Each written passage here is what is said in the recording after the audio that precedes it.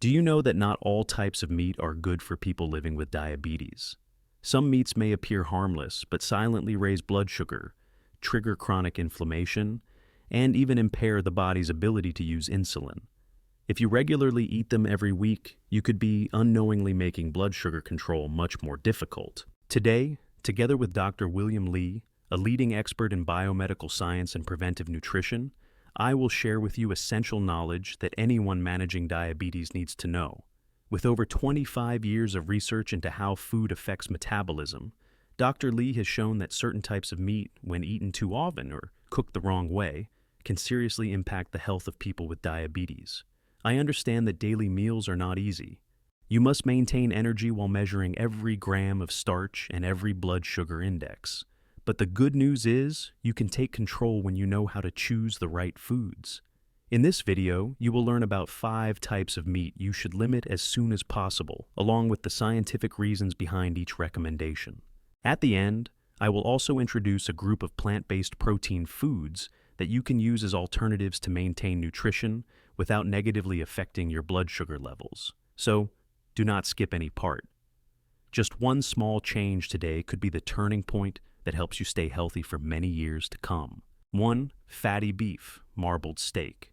Imagine you are preparing a hearty dinner. On the table is a tempting piece of beef with white fat marbled between the bright red muscle fibers.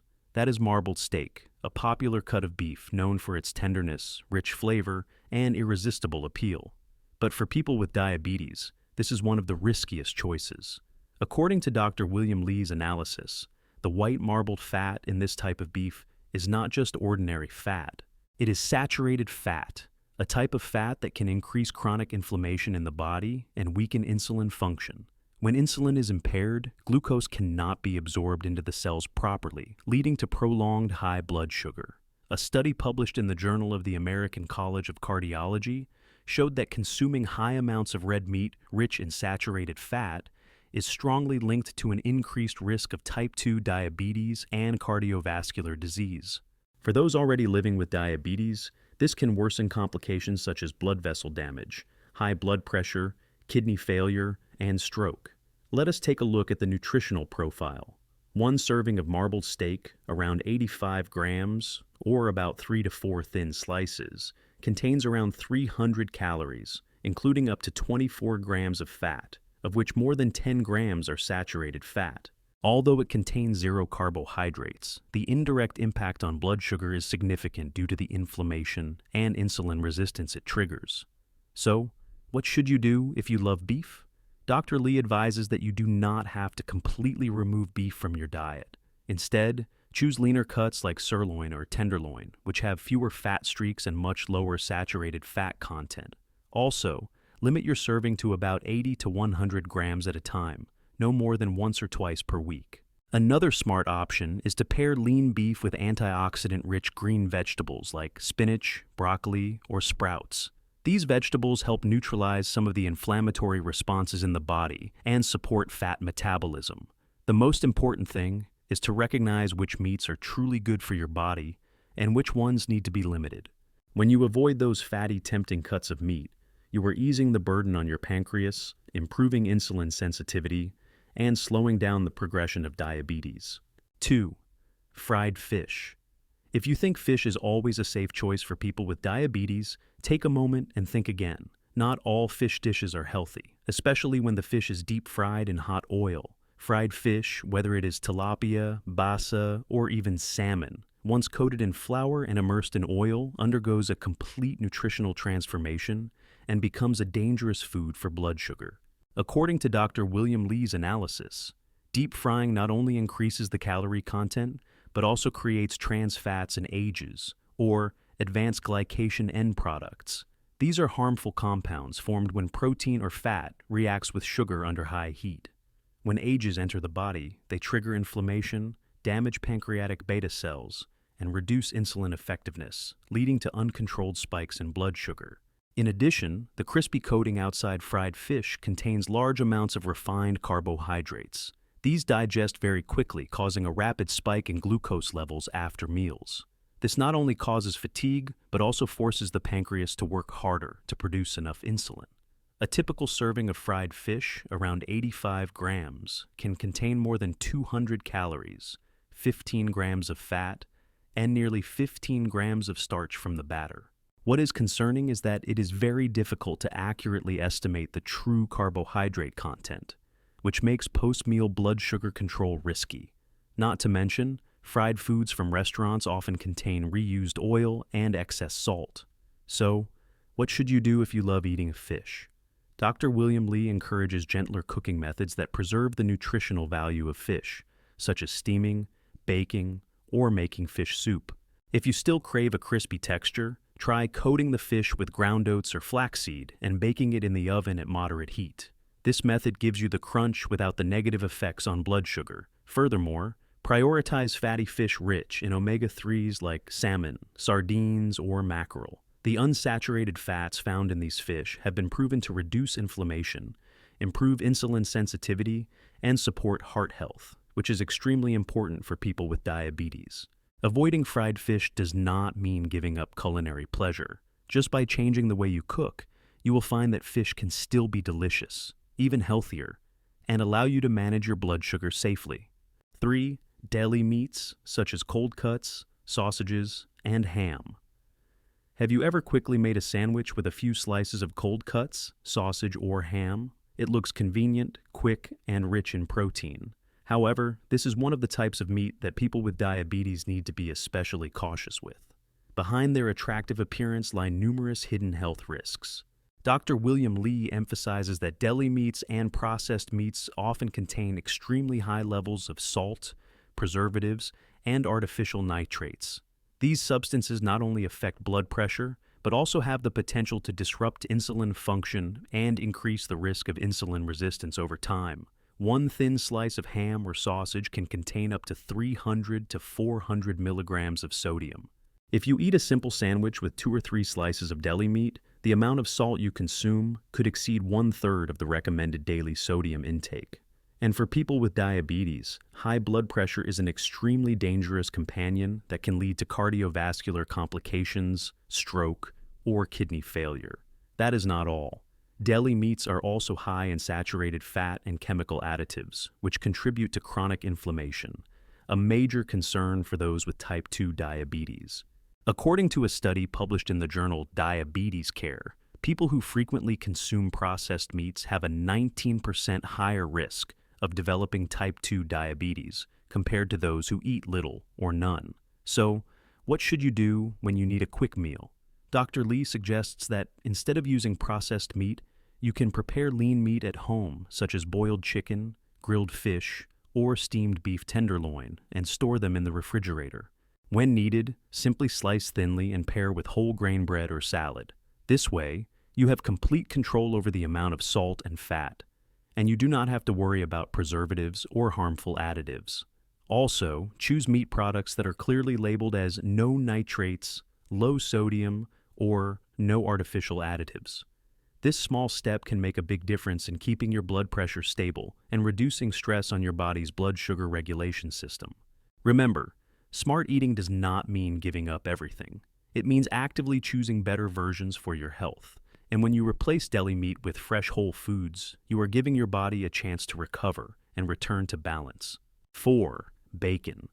Bacon is one of the most popular breakfast foods, especially in Western countries. Its irresistible aroma, rich salty flavor, and crispy fatty texture make it hard for many people to resist.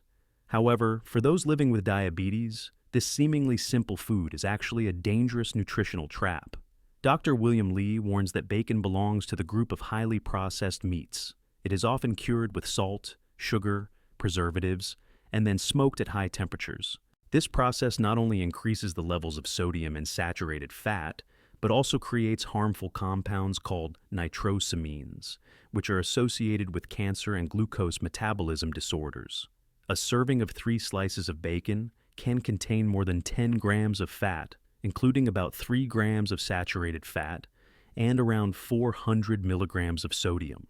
Although it does not contain carbohydrates, bacon indirectly affects blood sugar through inflammation and damage to beta cells, the cells responsible for producing insulin in the pancreas.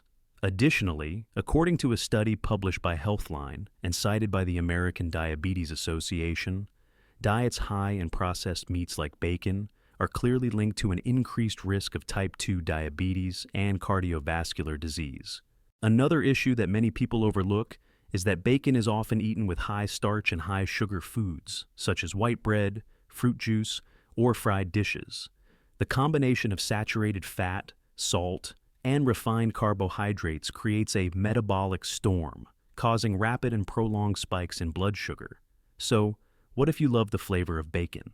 Dr. Lee suggests some alternatives such as chicken bacon, turkey bacon, or even plant-based bacon made from soybeans, chickpeas, or mushrooms. These bacon substitutes are usually lower in saturated fat, nitrate-free, and still provide that satisfying crunch. Another option is to make homemade bacon from lean pork shoulder or chicken, lightly seasoned with natural spices like pepper, garlic, and paprika, then grilled or pan-seared without oil. This way, you still enjoy the flavor you love without facing the health risks. The key here is that you absolutely can replace bacon without sacrificing taste. And every time you pass on a fatty slice of bacon, you are giving your body a chance to recover, helping insulin work more effectively and protecting your pancreas from unnecessary strain. 5. Grilled or fried poultry with skin. Many people believe that chicken or duck is always a healthier choice compared to red meat. This is true, but only if you remove the skin and cook it the right way. Why?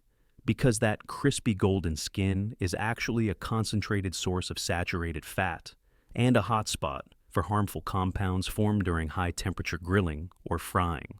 Dr. William Lee explains that poultry skin, especially when grilled until crispy or deep-fried, contains not only a high amount of saturated fat, but also easily produces compounds known as AGEs, advanced glycation end products.